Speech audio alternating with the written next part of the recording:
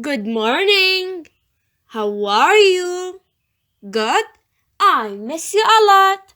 How's the weather today? Is it sunny? Internet Safety Talk. Today we begin learning about internet safety.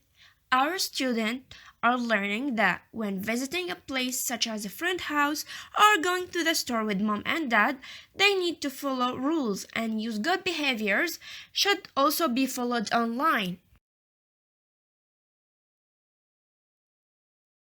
But first, let us ask ourselves a question. Do you have internet at home? I guess all of us have. Do you have a special rules? I guess we will learn about this thing today. What are the rules for using the internet? Here are the rules we talked about. Number 1. Always ask permission before using a computer or another device to connect to the internet.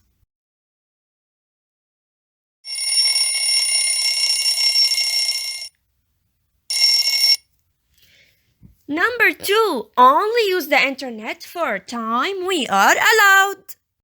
Use good behavior when going to the internet. Only visit bookmarked sites. Never visit a link unless the teacher or our parents say it's okay. Internet safety rules symbols. Ask first. Time allowed only. Good behavior.